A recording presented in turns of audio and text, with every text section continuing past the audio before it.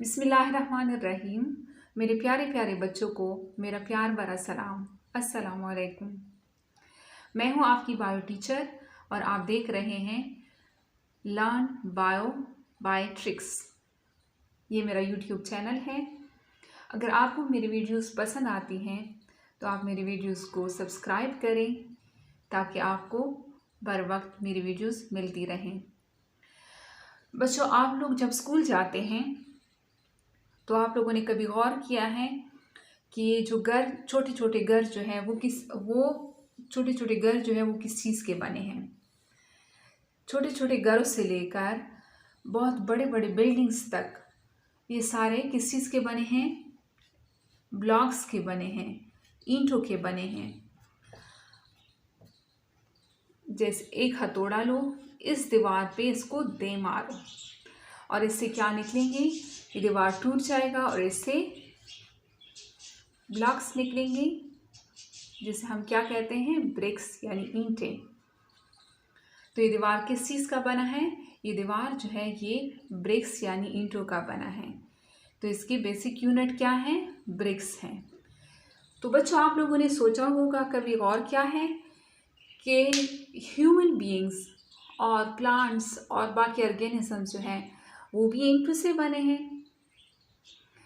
नहीं, वो भी ईंटों की तरह छोटे छोटे यूनिट्स से बने हैं, लेकिन उन्हें ईंट नहीं, उन्हें ब्रिक्स नहीं, उन्हें ब्लॉक नहीं, उन्हें क्या कहते हैं? उन्हें सेल बोला जाता है। सो सेल, व्हाट इज सेल? आज हम स्टडी करेंगे सेल के बारे में कि सेल क्या है, सेल को किसने डिस्कवर किया, सेल कब डिस्कवर हुआ, सेल थ्योरी क्या है। ये सब आज हम इस लेक्चर में जानेंगे। बायो का वो चैप्टर, वो ब्रांच जिसमें हम सेल के बारे में स्टडी करते हैं उसे क्या कहते हैं? साइटोलॉजी।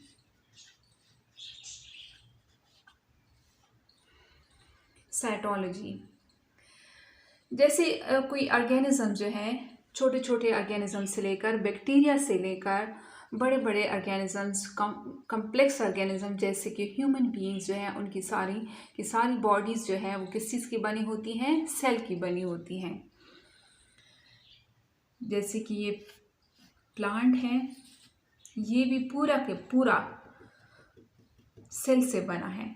और ये एक बंदा है, इसकी बॉडी भी पूरी की पूरी सेल की बनी होती हैं। अगर इसको हम माइक्रोस्कोप से देखें तो ये सेल से बना होता है। अगर हम एक छोटे से सेल को उठाएं जो हमें नेकेड आई से नज़र भी नहीं आता, जैसे कि बैक्टीरिया, उसको भी हम अगर माइक्रोस्कोप के नीचे स्टडी करें तो वो भी किस चीज़ का बना होता है? वो सेल से बना होता है। ठीक है। तो बच्चों, आप लोगों ने मेरे कैरेक्टर को नाम देना है और मुझे कमेंट करना है कि हम इस बंदे का क्या नाम रखें, और वो बायो में हमारा कैरेक्टर होगा। हम एग्जाम्पल देंगे, आप लोगों ने मुझे इसका नाम बताना है। ऑर्गेनिजम्स को R.H. वेटिकर ने 5 किंगडम में डिवाइड किया है। वो 5 किंगडम कौन से हैं? R.H. वेटिकर ने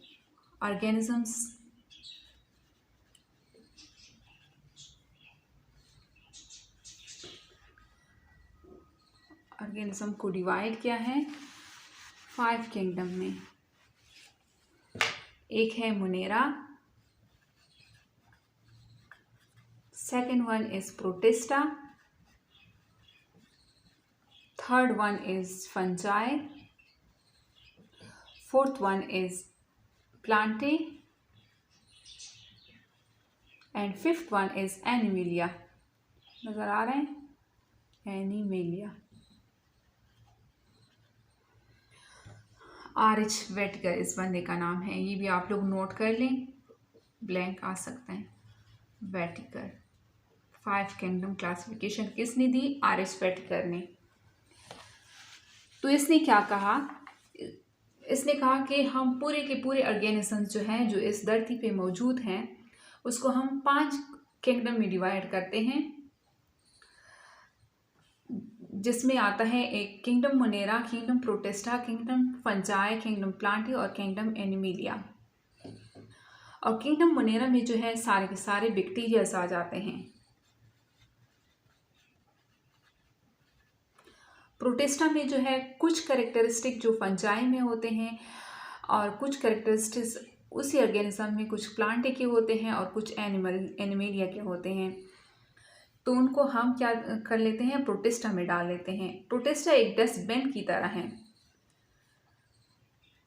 मतलब जो भी इन किंगडम्स के कचरे होते हैं, कचरे वो हम इनमें डालते हैं, प्रोटेस्टा में डालते हैं। तो ये एक डस्टबिन की तरह है,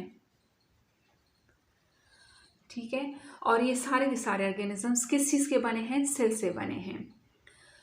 किंगडम मोनेरा जो है वो यूनिसेलुलर होता है। किंगडम मोनेरा और kingdom Protista, these both are unicellular. इनको हम यूनिसेलुलर ऑर्गेनिजम्स कहते हैं। फंजाई, प्लांटे, एनिमिलिया, ये तीनों जो है ये मल्टी सेलुलर होते हैं। मल्टी सेलुलर मतलब एक से ज़्यादा सेल से बने होते हैं। और मोनेरा और प्रोटेस्टा जो है वो एक ही सेल से बने होते हैं। ये भी आप लोगों के लिए ब्लैंक आ सकता है, आप लोग नोट करें। Monerans and protestants are unicellular organisms.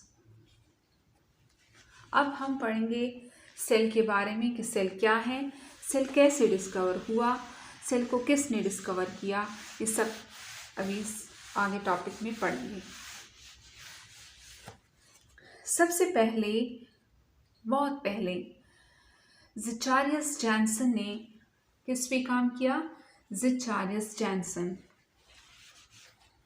ज़िचारियस Jansen. ये काम कब किया था, ये काम किया था 1590 में। उसने लेंस पे काम किया और एक छोटा सा माइक्रोस्कोप बनाया, जिसके बाद सेल पे काम शुरू हुआ। सबसे पहले माइक्रोस्कोप ज़िचारियस जैनसन ने 1590 में बनाया था। उसके बाद इसको और डेवलप किया गया, मुख्तलिफ साइंटिस्ट आए, उन्होंने उस पर काम किया और उसको डेवलप किया। और आजकल कितना पावरफुल माइक्रोस्कोप जो है, इलेक्ट्रॉन माइक्रोस्कोप और ये लाइट माइक्रोस्कोप सब मौजूद हैं। तो सबसे पहले जो काम किया था वो ज़िचारियस जैनसन ने किया था 1590 में। इस ज़िचारियस जैनसन से पहले भी एक साइंटिस्ट हैं जिसका नाम है एरिस्टोटल।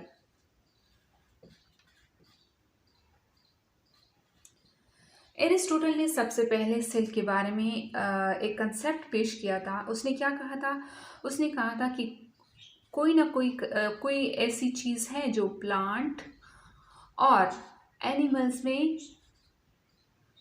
रिपीट हो रही है। मतलब प्लांट्स में भी वही चीज़ मौजूद है और एनिमल्स में भी यही चीज़ मौजूद है, लेकिन उसको ये नहीं पता था कि ये क्या चीज़ है, क्योंकि उस टाइम माइक्रोस्कोप होते नहीं थे। तो इसको देखना और इसको समझना बड़ा मुश्किल था। उसने सिर्फ ये देख के बताया था कि कोई ऐसी चीज़ है जो प्लांट में भी मौजूद है और एनिमल्स में भी है, जिसे आजकल हम क्या कहते हैं, सेल।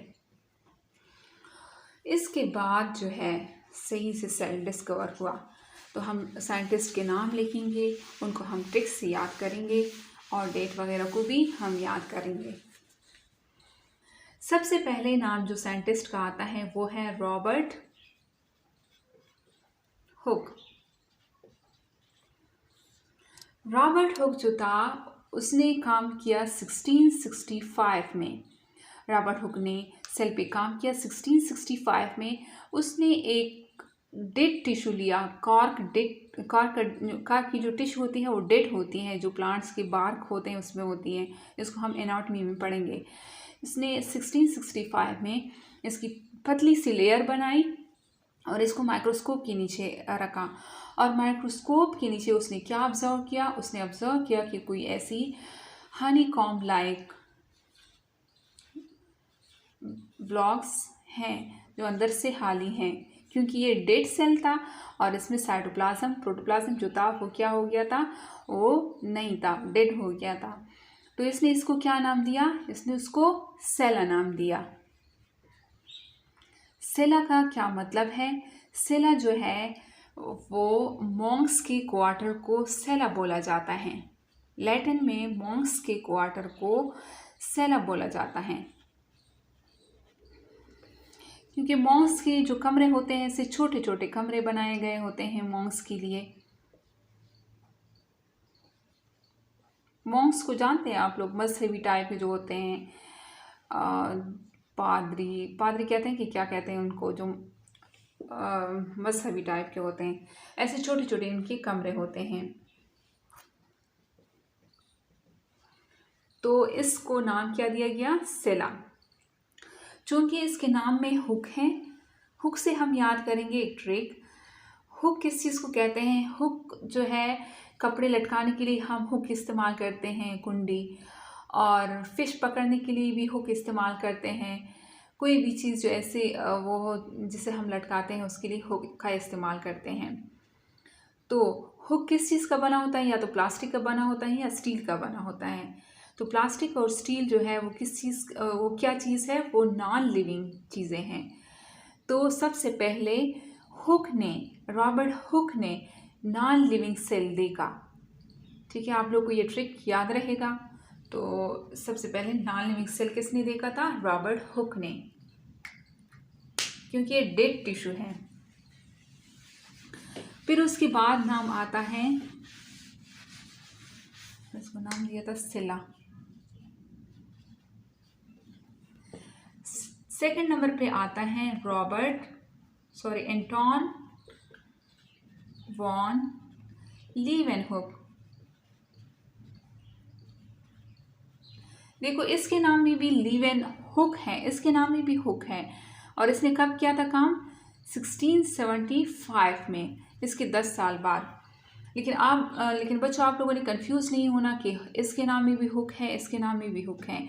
इसके नाम में कोई एक और लफ्ज़ भी है जिससे हम ट्रिक निकालेंगे। और इसने क्या देखा था, इसने पॉन्ड वाटर उठाया और उसमें से देखा, माइक्रोस्कोप के नीचे देखा कि कोई एक ऐसी चीज़ है जो मूव कर रहा है, उस वाटर में मूव कर रहा है। और ये क्या चीज़ था, बैक्टीरिया था असल में। अगर आप लोग के लिए ब्लैंक्स आ जाए कि सबसे पहले यूनिसेलुलर या लिविंग सेल किसने देखा था, तो आप लोगों ने एंटोन वॉन लीवेनहुक को टिक करना है। अब इसके नाम में लीवेन है, लीवेन का क्या मतलब हम निकालेंगे। सबसे पहले लिविंग सेल जो देखा था वो एंटोन वॉन लीवेनहुक ने देखा था, और इसको क्या नाम दिया था, एनिमलक्यूल। ये एनिमल की तरह मूव कर रहा है, तो इसको एनिमलक्यूल का नाम दिया।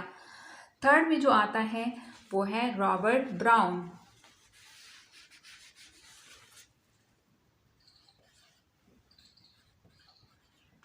देखो इसके नाम में भी रॉबर्ट है, लेकिन इसको हम इसके साथ कंफ्यूज नहीं करेंगे, इसके नाम में हुक है और इसके नाम में रॉबर्ट ब्राउन है। ब्राउन से हम क्या मतलब लेंगे, जब सेल डिस्कवर हुआ तो सारे साइंटिस्ट को शौक चढ़ गया।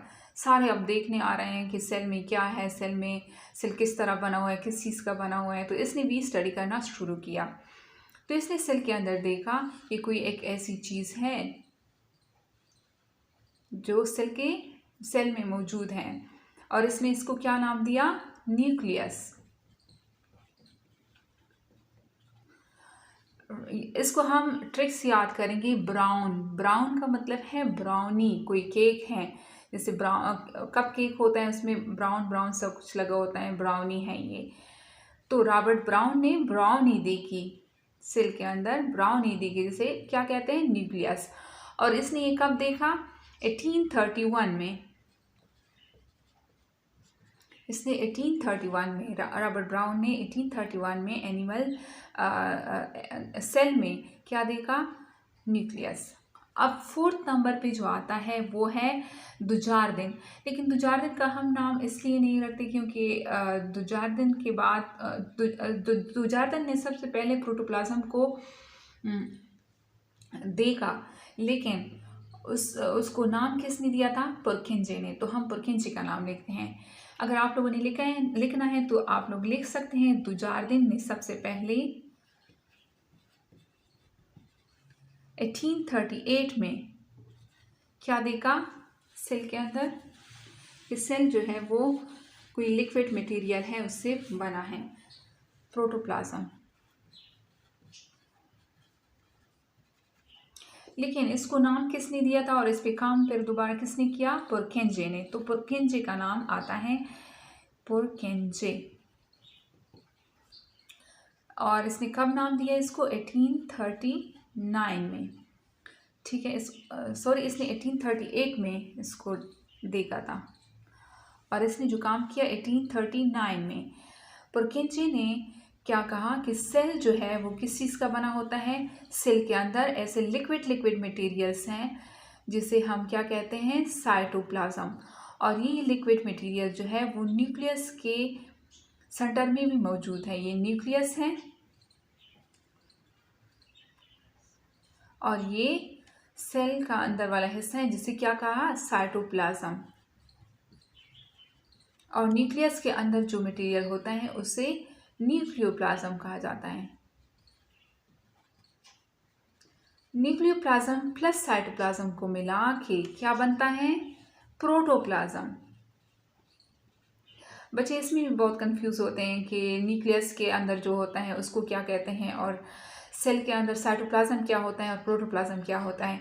न्यूक्लियस के अंदर जो होता है उसको मतलब न्यूक्लियस से न्यूक्लियोप्लाज्म कहा जाता है और जो सेल के अंदर होता है लिक्विड मटेरियल उसको साइटोप्लाज्म कहा जाता है। साइटो मीन्स सेल, तो साइटोप्लाज्म सेल का प्लाज्म और न्यूक्लियोप्लाज्म न्यूक्लियस का प्लाज्म, इन दोनों को मिला के इनको जो नाम दिया जाता है वो है प्रोटोप्लाज्म। अब आते हैं सेल थ्योरी पे। सेल थ्योरी में दो साइंटिस्ट जो है वो बड़े माने जाते हैं, उनके नाम जो है वो बड़ा लिखा जाता है सेल थ्योरी में। एक है मैथियास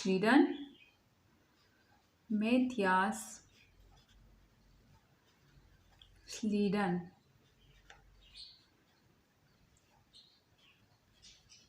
दूसरे का नाम है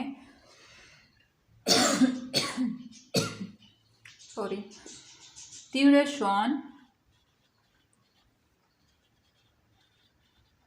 नजर आ रहे हैं? ओके। मेथियास, चूंकि इसके नाम में मेथी है, मेथी क्या चीज़ है? मेथी जैसे हम मसालों में डालते हैं, प्लांट का नाम है मेथी। तो ये एक जर्मन प्लांट मतलब मेथी है इसके नाम में। तो ये बॉटनिस्ट था। बॉटनिस्ट कौन होता है? जो प्लांट को स्टडी करता है। और थियोडर श्वान, इनके नाम में स्वान है। स्वान क्या है? स्वान एक परिंदा है जो कि एनिमल है। तो थियोडर श्वान जो है वो जोलॉजिस्ट था। एनिमल स्टडी करने वाले को क्या कहते हैं? जोलॉजिस्ट। और ये इंग्लिश जोलॉजिस्ट था। ये आप लोगों ने याद रखना है, कभी कभी ये भी ब्लैंक्स आ जाता है। English zoologist. मैथियास श्लीडन जो था वो 1838 में प्लांट पे काम कर रहा था और उसने देखा कि all plants are made up of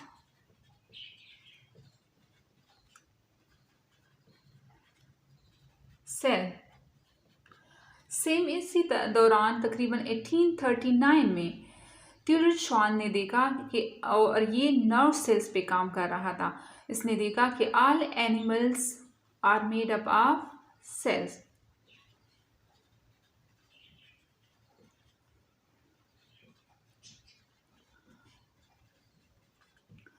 फिर ये दोनों कहीं इस पार्टी में मिले तो और मैथियास श्लीडन जो था उसने अपनी कारगुजारी थियोडर श्वान को बताई। थियोडर श्वान जो था वो बड़ा मुतासर हुआ और उसने भी प्लांट पे काम करना शुरू किया। और उसने भी यही देखा कि all plants are made up of cells, और उसने ये भी कहा कि प्लांट्स सेल्स के बाहर एक बाउंड्री वाल भी होता है, जिसे आजकल हम क्या कहते हैं, सेल मेम्ब्रेन कहते हैं। All cells are bounded by all cells are bounded by a boundary or wall. All cells are bounded by a membrane, जिसे हम आजकल सेल मेम्ब्रेन कहते हैं। उस टाइम उसे नहीं पता था कि ये क्या चीज़ है। ठीक है, फिर इन्होंने सारा क्रेडिट खुद लेने की कोशिश की और इसने एक बुक लिखी, उसमें इसने थ्योरी लिखी जिसे हम क्या कहते हैं, सेल थ्योरी। सेल थ्योरी हमें क्या बताता है, सेल थ्योरी को डक्ट्राइन थ्योरी भी कहा जाता है। तो आइए हम देखते हैं कि सेल थ्योरी से क्या मतलब है।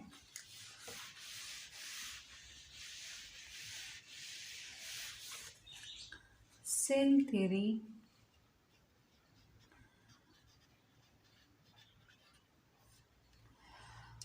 all organisms, all plants or animals या all organisms, क्योंकि इसमें सारे आ जाते हैं। organisms are made up of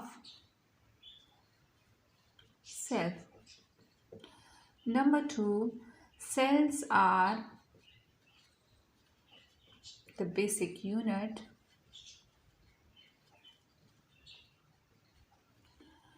the basic structure and functional unit. The basic structural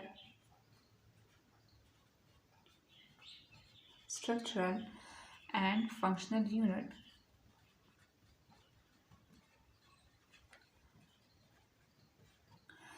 All organisms are made up of cells. इसने कहा कि तमाम organisms जो है वो सेल से मिलकर बने हैं, लेकिन all organisms का अगर हम देखें तो ये बात ट्रू नहीं है। किस चीज़ के लिए, वायरस के लिए।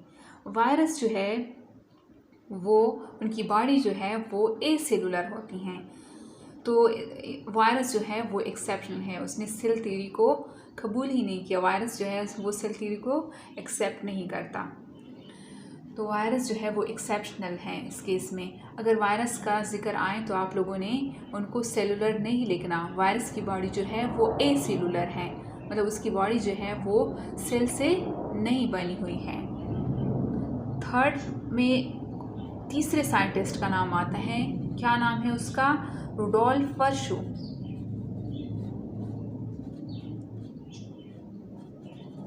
रुडोल्फ वर्शो ने 1855 में पोन का वाटर उठाया और उसको माइक्रोस्कोप के नीचे देखा, और उसने देखा कि एक सेल जो है पोन की आंखों के सामने 2 सेल में डिवाइड हो गया।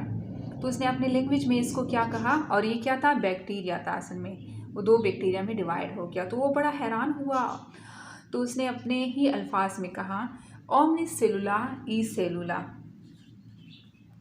ओमनी सेलुला ई सेलुला। इसका मतलब है क्या है, all cells arise from pre-existing cells.